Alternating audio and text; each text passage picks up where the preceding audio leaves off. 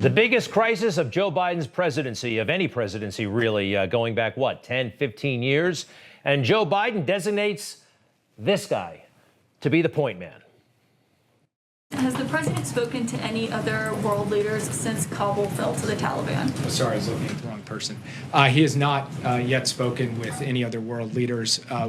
Myself, Secretary Blinken, several other senior members of the team have been engaged on a regular basis with foreign counterparts. It's odd that Joe Biden's not talking to world leaders. Hey, we had a lot of partners in Afghanistan for a long time. Countries whose soldiers lost their lives. Britain, France, Canada, list goes on and on. By the way, this is Jake Sullivan, National Security Advisor. I don't think he's going to have the job for much longer.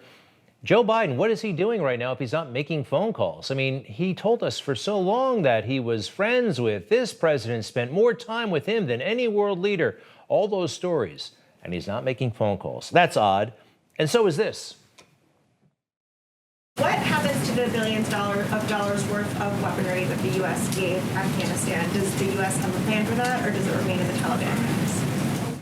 We don't have a complete picture, obviously, of where every article of defense materials has gone, but certainly a fair amount of it has fallen into the hands of the Taliban.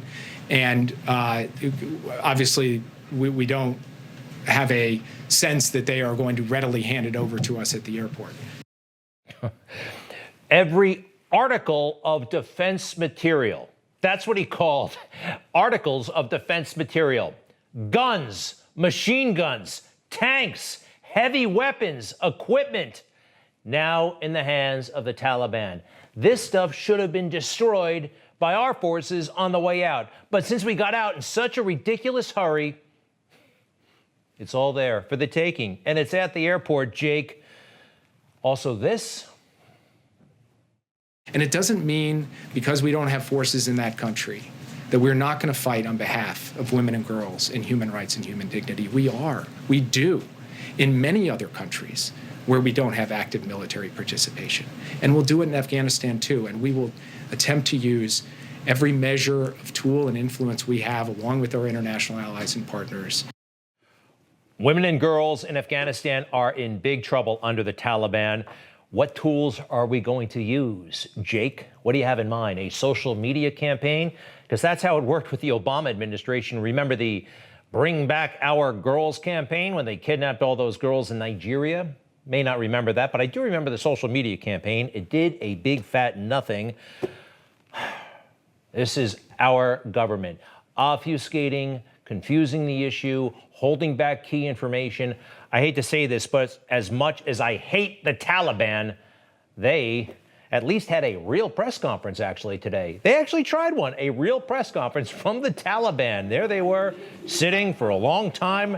Some of the questions seemed aggressive. Look, I could not follow. It was all in foreign language.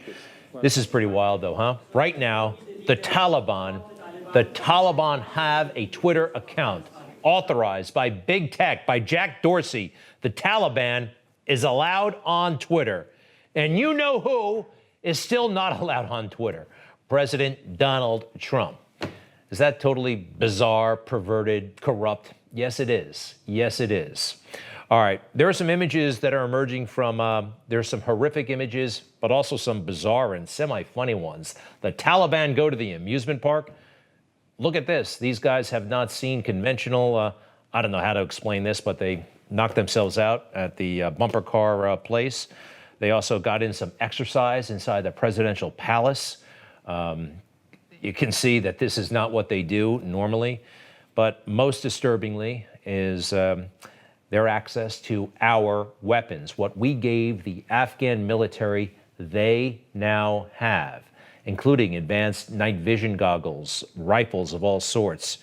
And they've got American-made helicopters like Black Hawk helicopters, Apache helicopters, some old-time Russian helicopters as well. And now it belongs to the Taliban. We should have at least destroyed this stuff on the way out, or this is bad. This is bad. Do we want innocent people shot with our equipment? Of course we don't. Of course we don't. I want to go back for a moment to the hideous scenes from yesterday. You saw it, those people surrounding that plane. Now, here's, I guess, later in the day, there were fewer people on the runway, but more people hanging off the side of the plane. You see that right there? What happened next? Now watch this footage. Take this full, if you will. This is later in the day, fewer people on the runway, but you'll see more on the actual plane. These folks actually think they're going to go where this plane is going, and some of them actually strap themselves into position somehow. Some fell to the earth, but others stayed on that plane in flight. Take a look at this picture, if you would. That person is dead, unfortunately, sadly, still strapped to the side of an American C-17. He was desperately trying to flee that country. Meanwhile, Joe Biden came back from vacation at 1:30 in the afternoon, made his way to the White House, gave that speech, and then what did he do when he was done with the speech? Went back to his vacation. 4:57, he gets back on Marine One, he's already on, and he flies off to Camp David or Delaware or wherever he's been keeping a low profile. We are now hearing that he will be back. Camp David. Camp David is a vacation spot. It is. And he's alone. He's alone. Even according to the, look at that picture. He is alone. And that is bizarre. We are hearing that he'll be back at the White House tonight, close to 9 o'clock. Did you see this, though, when Joe Biden made his speech yesterday where he blamed Trump, where he said he was taking responsibility, but he wasn't taking responsibility. He was by himself. And something that leaped out at me because every other speech he gives lately, usually Kamala's right there. Kamala Harris is always by his side, except yesterday. And I kind of understand why, because this is looking like the fiasco of all fiascos, isn't it? All right. I did mention Joe did not take responsibility. He blamed Trump, but he also said something about where the buck stops. I am President of the United States of America, and the buck stops with me. The buck stops with me. I never liked that slogan. I first learned it when I was watching a speech by Jimmy Carter. Good evening. Tonight I want to have an unpleasant talk with you about a problem that's unprecedented in our history. With the exception of preventing war, this is the greatest challenge that our country will face during our lifetime. All right, he was talking about energy, which we pretty much figured out, but look at that thing on his desk in front of him. When I was 7 years old and saw this speech, I'm like, what is that thing? And it says the buck stops here. And I figured out what that means. And anyway, now that Joe Biden is using that phrase, it actually got me thinking, Joe Biden and Jimmy Carter, man, right now this feels a lot like the failed Iran hostage rescue mission. Remember that? And these guys even look alike. And I hate to say it, but it's true. They're both losers. They really are. And Joe Biden, you know, they tried to straighten him out a long time ago. When he first got to the Senate, they did. They saw that he was a lost soul, and they tried to work on him. Joe even told us about it. And a senator named Mansfield, who was a majority leader, took me under his wing and said he wanted me, and I insisted meeting with me every Tuesday at 2 o'clock. That was at a town hall last fall, and Joe goes on for about 10 minutes trying to tell this story about how Mansfield said, you never question a man about his motives. You question his methods, but you assume he's coming from a good place. Actually, Joe actually summed it up too. I learned from him, he said, it's always appropriate to question another man's judgment, but not their motive.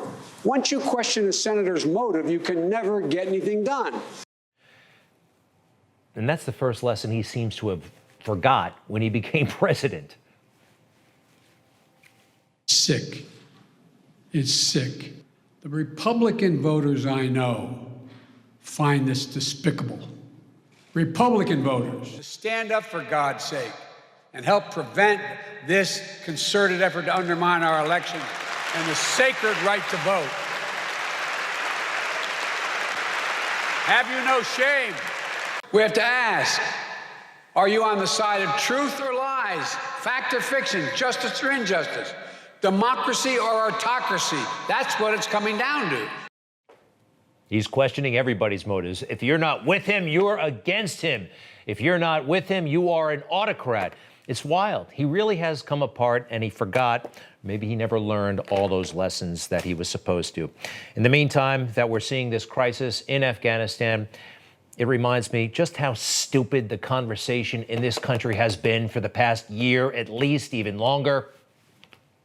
This country is steeped and rooted in white supremacy. White supremacy terrorism is one of the biggest threats facing the nation. White supremacy is the world we're all existing in. White supremacy and the denial of its impact is as American as apple pie. The threat of white supremacy looms large.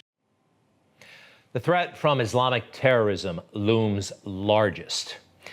It's so stupid how he wasted so much time on a non-issue. And look at what has happened as a result. There's only so many hours in the day, folks, and Washington took their eye off the ball in the biggest possible way. So much of the country did as well. I'll be right back. You just watched Newsmax TV, America's fastest growing cable news channel, now in more than 70 million homes. You can get Newsmax TV on your cable system or check your cable guide. And if your system doesn't carry Newsmax, call them, tell them you want Newsmax TV, because we're real news for real people.